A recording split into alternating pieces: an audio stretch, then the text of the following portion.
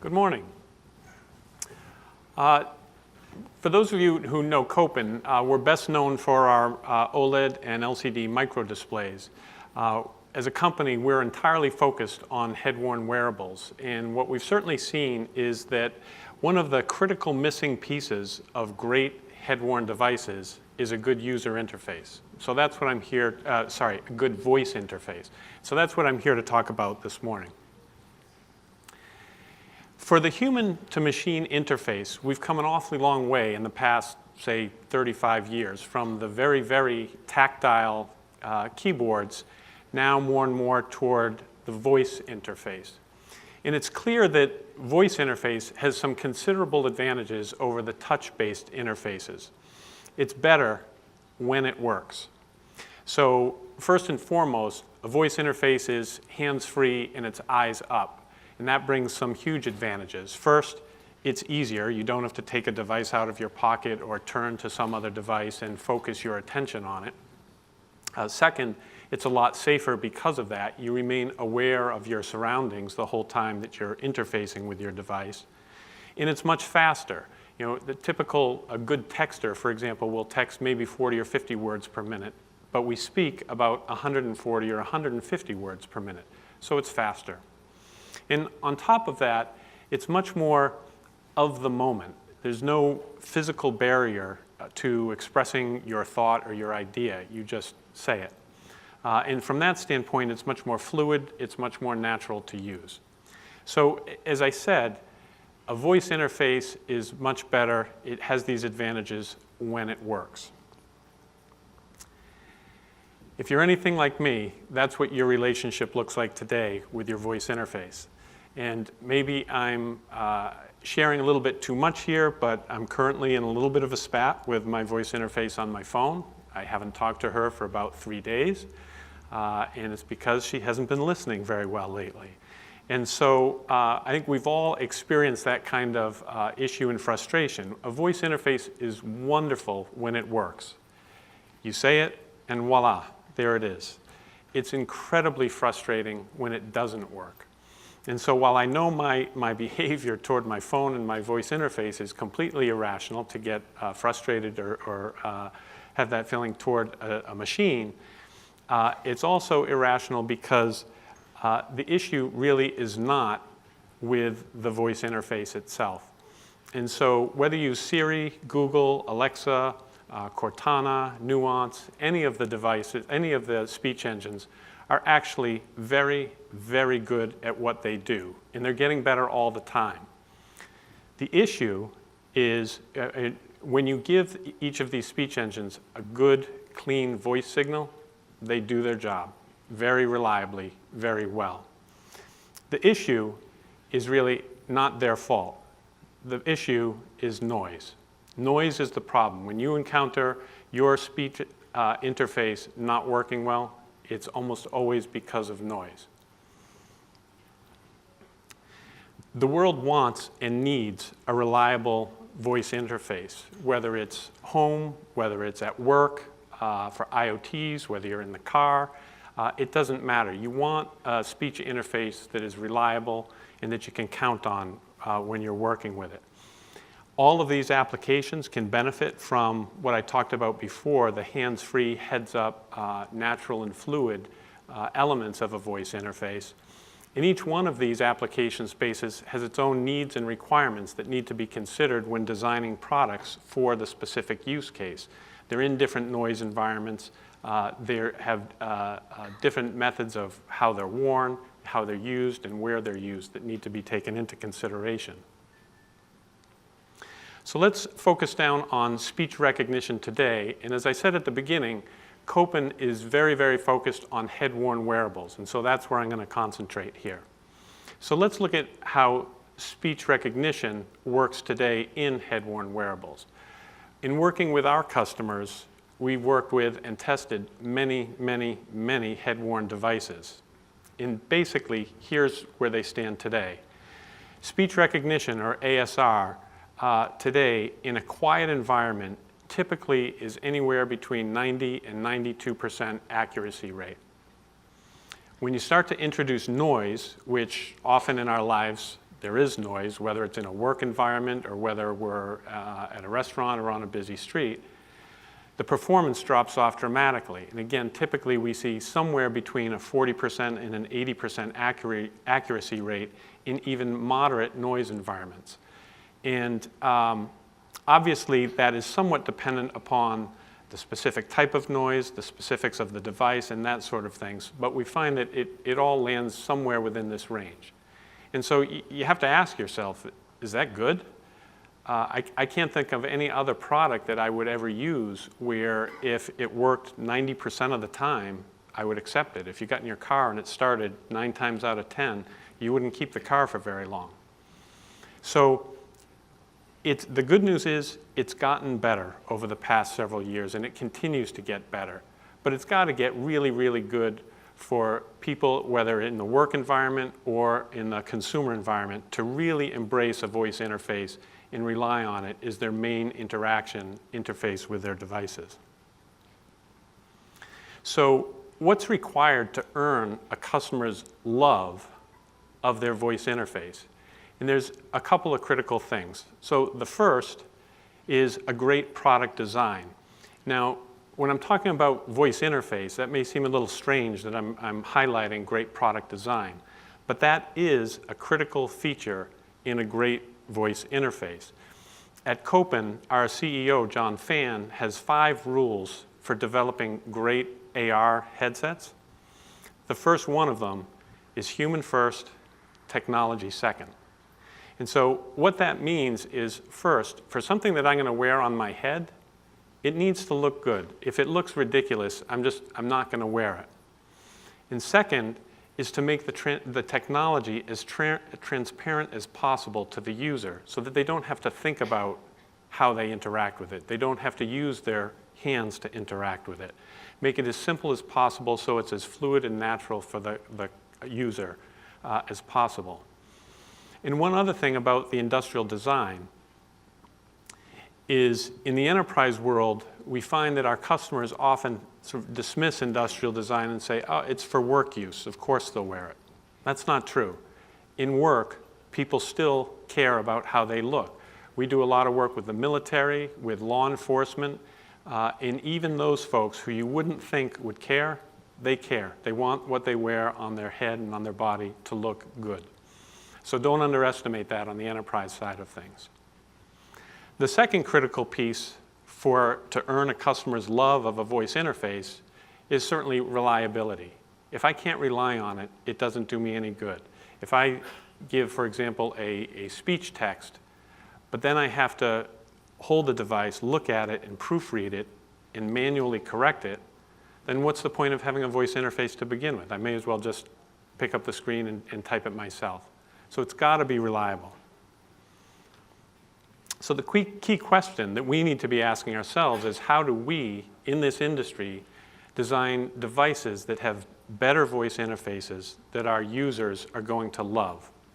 And at Kopin, we've solved this question specifically for head-worn wearables.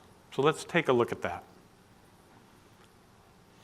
First is, again, when we work with our customers, we see 2 big issues that are very, very underestimated and underappreciated. So the first is the acoustic design of the device, and the second is the noise management. As I said at the beginning, noise is the most common problem for why a speech interface fails. So first on the acoustic design, the most important thing to keep in mind is it's a system. It needs to be thought through and designed from the ground up. It's not just an assembly of audio components put onto a device.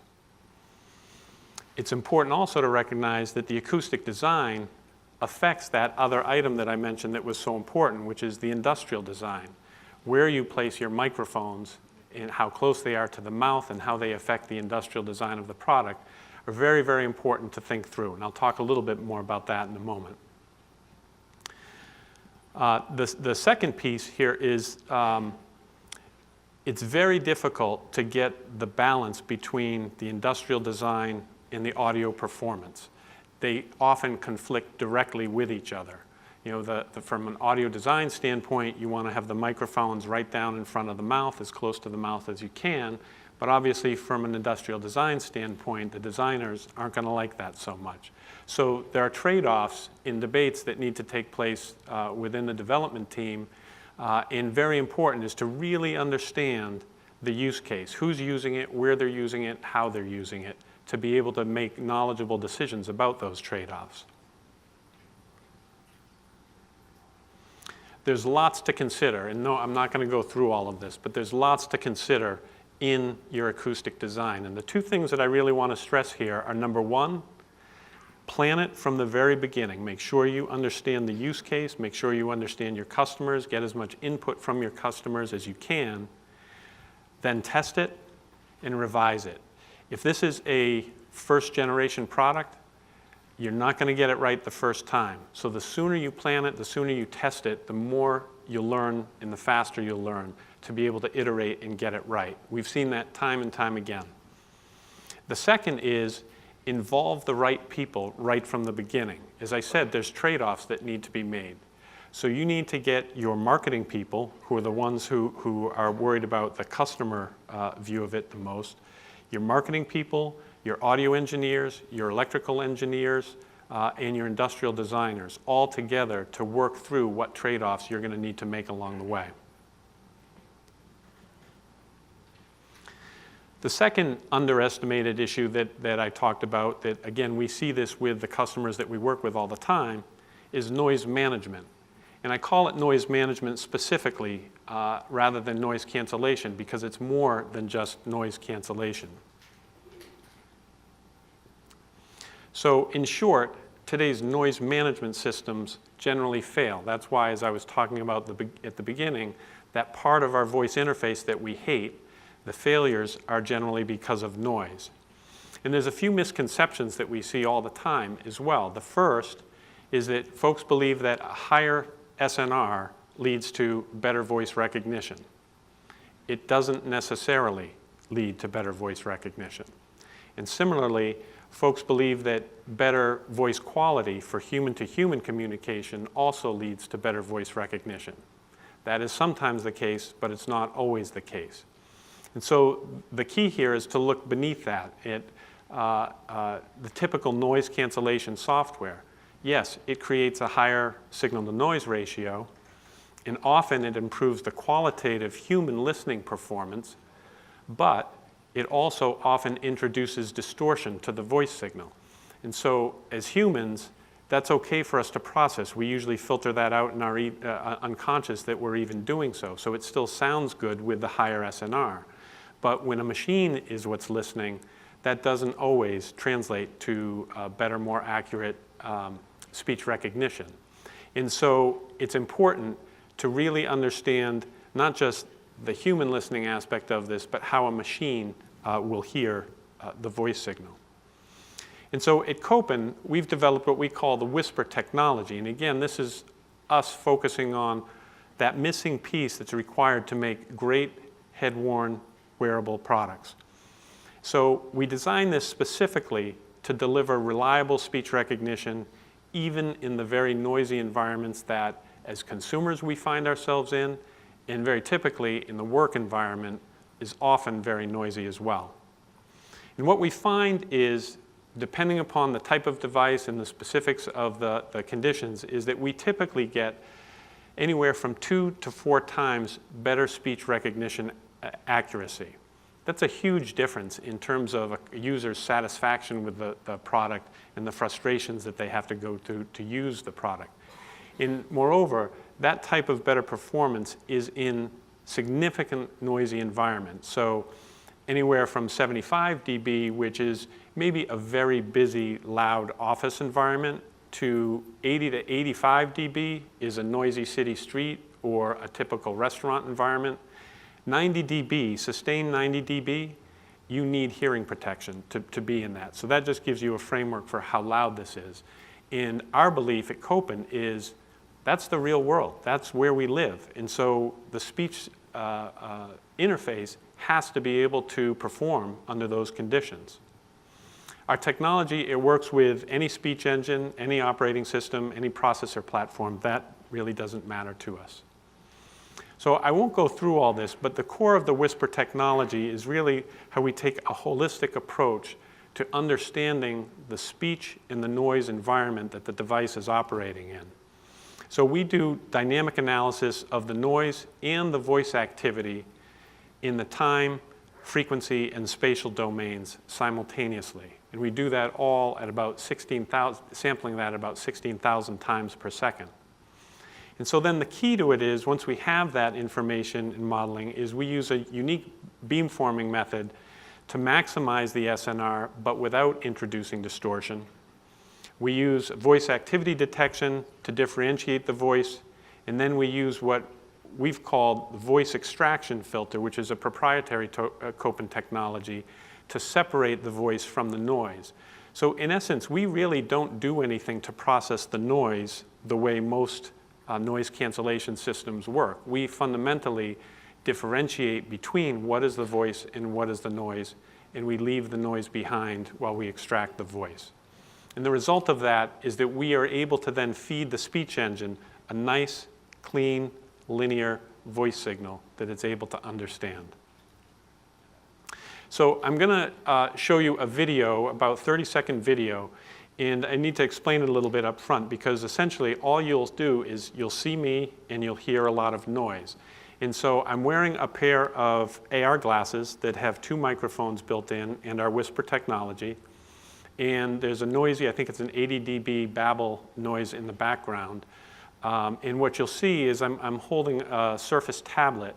And what you'll see is, as I'm speaking, you won't be able to hear me, but as I'm speaking, you'll see the tablet responding to the commands or to the dictation, the sentences that I'm saying as well, even in the noisy background. So go ahead and play the